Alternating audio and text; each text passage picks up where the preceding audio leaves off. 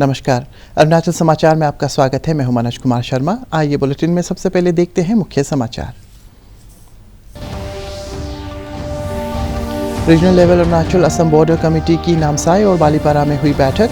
नामसाई में बैठक में उप मुख्यमंत्री चाउना मेन और असम के कृषि मंत्री अतुल बोरा, जबकि बालीपारा में खेल मंत्री मामा नातुंग और असम के जल संसाधन विकास मंत्री पीयूष हजारिका रहे मौजूद। असम मेघालय के बीच भी सीमा विवाद पर मुख्यमंत्री स्तर की बैठक हुई।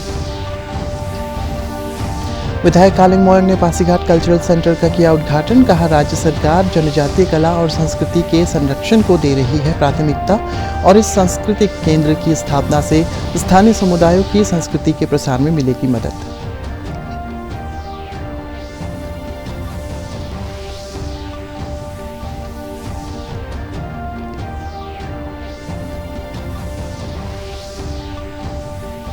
विदेश मंत्री डॉक्टर एस जयशंकर ने कहा, भारत के साथ अपने सीमा समझौते का चीन नहीं कर रहा है सम्मान। ब्राजील के साओ पाउलो में भारतीय समुदाय को संबोधित करते हुए विदेश मंत्री ने कहा, कोई संबंध नहीं हो सकता एक तरफा और स्थिति सामान्य बनाए रखने के लिए जरूरी है आपसी सम्मान। असम अरुणाचल के बीच सीमा विवाद पर रीजनल लेवल बॉर्डर कमेटी की आज नामसाई और बालीपारा में बैठक हुई।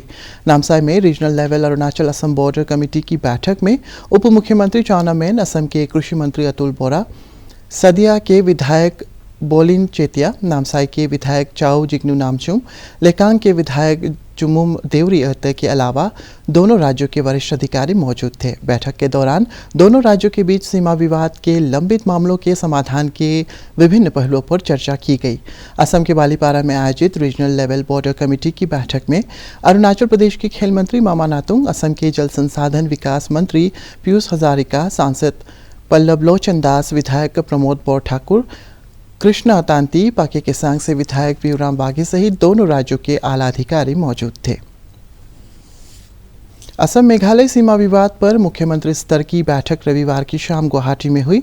9वीं मुख्यमंत्री स्तर पर बैठक में दोनों राज्यों के बीच शेष 6 सेवानिवृत्ति क्षेत्रों को लेकर मतभेद दूर करने के लिए 3 क्षेत्रीय समितियों का गठन करने का निर्णय लिया गया। इन समितियों का नेतृत्व प्रत्येक राज्य के कैबिनेट मंत्रियों के साथ साथ कार्बी आंगलोंग स्वायत्त परिषद के सदस्य करेंगे, क्योंकि 6 से 3 विवादित स्थल परिषद अधिकार क्षेत्र में आते हैं। सरकारी सूत्रों ने बताया है कि दोनों सरकारें 15 दिनों के अंदर क्षेत्रीय समितियां इन सीमावर्ती क्षेत्रों का दौरा करेंगी और स्थानीय लोगों के साथ परामर्श के बाद समितियों के सदस्यों के रूप में अधिसूचित करेंगी। We have decided today in this meeting that within the next 15 days, these 2 state governments will form regional committees for the 3 areas, which is 3 districts. And in this, the respective cabinet ministers from the respective states will be the chairpersons of these committees. Today, Honorable CM Meghalaya visited Guwahati. We have taken a decision that now we'll start work on the remaining 6 disputed sites. Basically from Meghalaya angle or from the Meghalaya side, these 6 disputed sites is in 3 districts. That is in the 3 districts of Meghalaya. So like last time, we have decided to create 3 regional committee, which will be headed by a cabinet minister from Assam for the Assam Regional Committee, and from Meghalaya 1 cabinet minister against 1 district or 1 regional committee, and that committee will be notified by the government of Meghalaya. Within 15 days, government of Assam will notify our 3 regional committee, and of course government of Meghalaya will also notify the regional committees of their side within next 15 days. Once the committee is notified, committees are notified, the chairman of both the committees will meet, they will visit, they will talk to the people, they will try to resolve the dispute according to the spirit or according to the broader parameter which we have laid down in the at the time of deciding the dispute of the first phase. So we are committed to resolve the border dispute. So we have, from today we have started the process of resolving the remaining 6 districts. विधायक कालिंग मोयोंग ने आज Pasighat cultural centre का उद्घाटन किया। इस अवसर पर जिला उपायुक्त ताई तागु, पासीघाट नगर पालिका की चीफ काउंसिलर ओकियाम मोयोंग बोरांग, बोगोंग बांगो कबांग के अध्यक्ष ओएम दाई सहित कई गणमान्य व्यक्ति मौजूद थे। अपने संबोधन में विधायक कालिंग मोयोंग ने कहा है कि राज्य सरकार जनजातीय कला और संस्कृति के संरक्षण को प्राथमिकता दे रही है और इस सांस्कृतिक केंद्र की स्थापना से संस्कृति के प्रसार में मदद मिलेगी।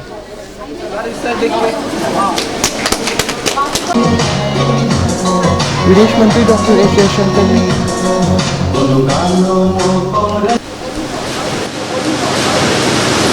सब जगह अपना अपना कम्युनिटी का, अपना अपना सेलिब्रेशन का, अपना अपना फेस्टिवल का नाम लेकर ग्राउंड रखता है, लेकिन पासीघाट सबको लेकर आगे जाना है बोलकर इसको गुडी नटकर का नाम में रखा, ताकि यहाँ सब कम्युनिटी, हमारा सिर्फ अरुणाचली नहीं, बाहर का भी जो भी पासीघाट में आता है, जो हमारा असमीज कम्युनिटी का यहाँ में, हमारा बुद्धिस्ट कम्युनिटी यहाँ में बैठा है, हमारा बंगाली कम्युनिटी यहाँ बैठा है, हमारा बिहारी कम्युनिटी यहाँ बैठा है। ये कल्चरल सेंटर एक कॉमन सेंटर होना है, एक कॉमन प्लेटफॉर्म जैसे हमारा 1 तारीख में हमारा अपना गुदी आ रहा है, सोलुंग गुदी, सेलिब्रेशन काम करेगा यहाँ में। आप भी आपका फेस्टिवल यहाँ सेलिब्रेट कर सकता है। सिर्फ वो नहीं, हमारा अभी ग्राम है, ग्राम चेयरपर्सन है, वो यहाँ में डेवलपमेंट मीटिंग भी कर सकता है। वो सिर्फ नहीं, आपका अगर एरिया में जगह ढूंढने में तकलीफ है तो आपका शादी ब्याह कर सकता है। पुनः सुने, विदेश मंत्री डॉक्टर एस जयशंकर ने कहा है कि भारत के साथ अपने सीमा समझौतों का चीन सम्मान नहीं कर रहा है। उन्होंने कहा है कि गलवान घाटी टकराव दोनों देशों के संबंधों पर हावी हो रहा है और ये संबंध बहुत कठिन दौर में है। डॉक्टर जयशंकर ने ब्राज़ील के साओ पाउलो में भारतीय समुदाय को संबोधित करते हुए कहा है कि इसमें कोई गोपनीयता नहीं है कि भारत और चीन के संबंध बहुत मुश्किल दौर से गुजर रही है। हमने चीन के साथ 1990 के दशक की स्थिति में लौटने के समझौते किए हैं, जिनमें सीमा क्षेत्रों में सैनिकों के एकत्र होने का निषेध किया गया है। उन्होंने कहा है कि चीन इनका सामना नहीं कर रहा और सम्मान नहीं कर रहा। डॉक्टर जयशंकर ने कहा है कि कोई संबंध एक तरफा नहीं हो सकता और स्थिति सामान्य बनाए रखने के लिए आपसी सम्मान जरूरी है। उन्होंने कहा है कि चीन पड़ोसी है और हर कोई अपने पड़ोसी के साथ रहना चाहता है, लेकिन इसका तर्कसंगत स्थिति होना चाहिए। Well, you know, they are our neighbor, and everybody wants to get along with their neighbor. I mean, in personal life and in country-wise as well. But everybody wants to get along with their neighbor on reasonable terms. You know, I mean, I must respect you, you must respect me. So, from our point of view, we've been fairly clear that, you know, if we have to build the relationship, then there has to be mutual. उप मुख्यमंत्री Chowna main ने आज़ादी के अमृत महोत्सव के तहत अरुणाचल से आज़ादी के गुमनाम वीरों पर आधारित ए टेल ऑफ ताई खामती म्यूनिटिनी ऑफ 1839 लोक कथा पर आधारित प्ले चाउफा प्लांगलू के प्रीमियर में हिस्सा लिया। नामसाई में आयोजित इस कार्यक्रम में उप मुख्यमंत्री ने national school of drama NSD नई दिल्ली के असिस्टेंट प्रोफेसर रिकेन गोमले द्वारा निर्देशित अरुणाचल के गुमनाम वीरों पर आधारित इस प्ले को तैयार करने के लिए NSD की टीम की सराहना की। NSD अरुणाचल प्रदेश के एंग्लो आबोर वार, एंग्लो खामती वार सहित आज़ादी से जुड़े ऐतिहासिक कथाओं पर प्ले तैयार कर रहा है। उन्होंने कहा है कि एंग्लो आबोर वार पर प्रीमियर 13 से 15 अगस्त तक दाम्बुक में किया गया और 1939 के एंग्लो खामती वार पर आधारित प्ले को 30 अगस्त को नामसाई में प्रदर्शित किया जाएगा। केंद्र सरकार द्वारा गठित न्यूनतम समर्थन मूल्य MSP समिति की पहली बैठक आज राष्ट्रीय राजधानी नई दिल्ली के कृषि विज्ञान परिसर NASC में हुई।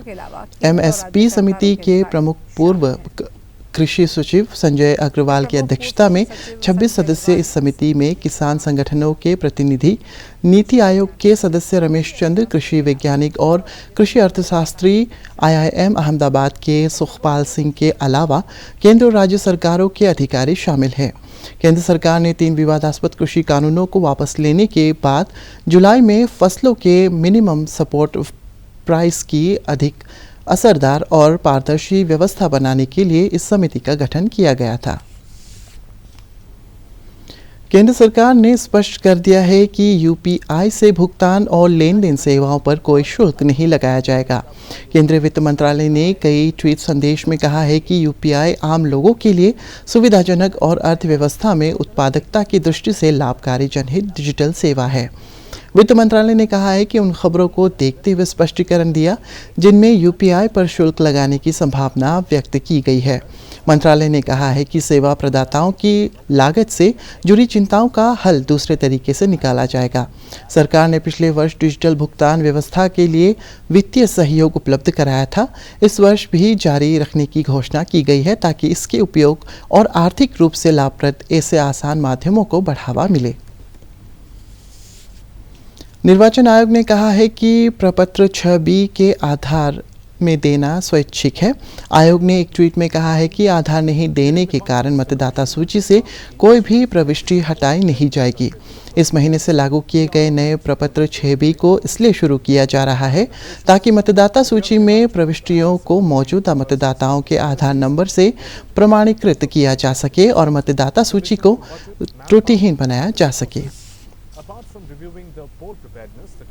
केंद्र सरकार ने विभिन्न मंत्रालयों, विभागों और सरकारी एजेंसियों के सभी पुरस्कारों को एक मंच पर लाने के लिए राष्ट्रीय पुरस्कार पोर्टल की शुरुआत की है।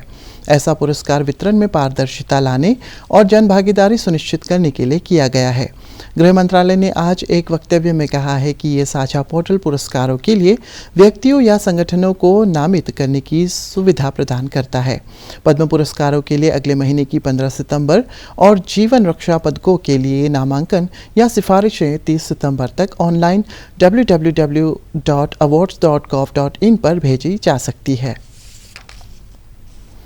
अपर सुबनसिरी जिले के दापोरिजो में Arunachal state rural livelihood mission ARSRLM के तहत स्थानीय सेल्फ हेल्प ग्रुप के सदस्यों ने डोर टू डोर कचरा प्रबंधन जागरूकता अभियान चलाया।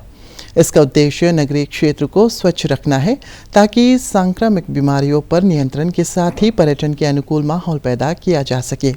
इस अभियान के तहत लोगों को विभिन्न प्रकार के कचरे को अलग करना और दिशा निर्देशों के अनुसार उपयुक्त स्थान पर निपटारा करने के बारे में जानकारी दी गई। लोअर दिबांग वैली जिले के शहरी विकास और हाउसिंग विभाग द्वारा आज़ादी के 75वीं वर्षगांठ पर ग्रीन ड्राइंग अभियान शुरू किया गया। इसके तहत नगरीय क्षेत्र को स्वच्छ और हरा भरा बनाने के लिए प्रतिदिन कचरा वाहन के साथ कर्मी हर दिन कचरे का निपटारा करेंगे।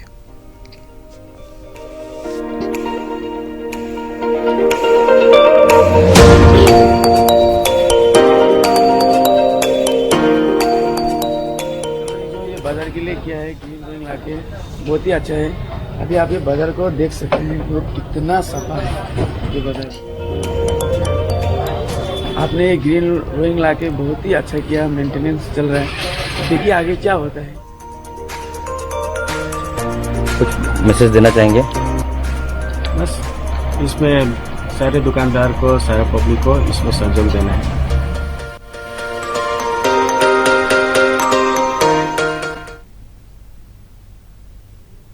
ईस्ट सियांग जिले के दबिंग गांव में नशा विरोधी जागरूकता कार्यक्रम आयोजित किया गया। स्थानीय सामाजिक संगठन DMS द्वारा आयोजित इस जागरूकता अभियान के दौरान युवाओं को नशे की लत से बचाने और क्षेत्र में बढ़ रही नशे की लत से सामाजिक समस्या पर काबू पाने के लिए लोगों से नशा न करने की अपील की गई।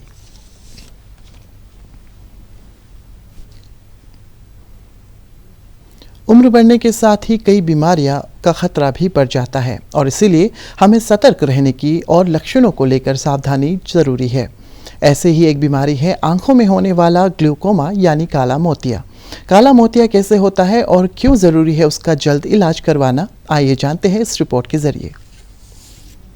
काला मोतिया दृष्टिहीनता का एक बड़ा कारण है। काला मोतिया से ऑप्टिक नर्व को क्षति होती है, जिसके कारण व्यक्ति की दृष्टि प्रभावित होती है।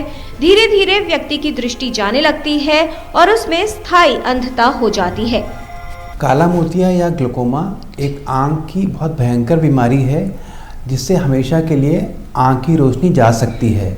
ये बीमारी किसी भी उम्र पे हो सकती है, खासकर ये 40 साल की उम्र के बाद होती है। इस बीमारी को आँखों की नज़र का चोर कहा जाता है। वो इसलिए कि काफ़ी बार इस बीमारी के कोई लक्षण नहीं होते, धीरे धीरे आँख की नज़र चली जाती है और मरीज़ को तभी पता चलता है जब एक आँख की रोशनी पूरी जा सकती है। अगर आपकी उम्र 40 साल से ऊपर है, आपको आँख में कोई बीमारी है या नहीं है, कोई लक्षण है या नहीं है, आप 2 साल में एक बार किसी आँखों के विशेषज्ञ के पास जाके अपनी आँख का चेकअप कराइए। और अगर आपकी उम्र 60 साल से ऊपर है तो साल में एक बार जाके आँख का जरूर चेकअप कराइए। आँख का प्रेशर चेक करा जाता है, आँख के अंदर की नस की जांच होती है और जो दृष्टिकोण है, जिसको हम विजुअल फील्ड कहते हैं, उसकी जांच करी जाती है। इससे पता चल जाता है कि आपको काला मोतिया है कि नहीं है, और ये जांच फिर हर साल करानी पड़ती है। काला मोतिया से होने वाली दृष्टिहीनता से बचाव के लिए जरूरी है कि इसकी पहचान जल्द हो सके और जल्द इलाज शुरू किया जाए। इसके लिए आंख में आई ड्रॉप्स होते हैं, आंख का लेज़र उपचार करते हैं या आंख का ऑपरेशन करा जाता है।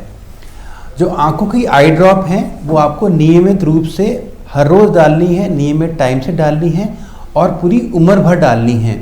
तो काला मोतिया में जो उपचार करा जा रहा है वो इसलिए करा जा रहा है कि जितनी आपकी नज़र बची हुई है वो बरकरार रहे। जो नज़र आपकी जा चुकी है वो वापस नहीं आएगी। आवश्यक है कि 40 वर्ष की आयु के बाद नियमित रूप से आप अपनी आंखों की जांच करवाएं, जिससे काला मोतिया की पहचान जल्द संभव हो। अरुणाचल समाचार के आज के अंक में इतना ही। जाने से पहले आप सभी से अनुरोध है कि कोविड-19 के दिशा निर्देशों का पालन करें, हमेशा मास्क लगाएं, बार बार हाथ धोएं और सोशल डिस्टेंसिंग के नियमों को मानें। कोरोना महामारी से बचाव के लिए आपका वैक्सीन लगवाना भी ज़रूरी है। अगर आप वैक्सीन लगवाने के पात्र हैं तो ज़रूर लगवाएं। हम कल फिर हाजिर होंगे अरुणाचल और देश और दुनिया की खबरों के साथ। चलते चलते आपको बता दें कि आप अरुणाचल समाचार हमारे YouTube channel DD news Arunachal पर भी देख सकते हैं। देखते रहिए अरुण प्रभा। नमस्कार।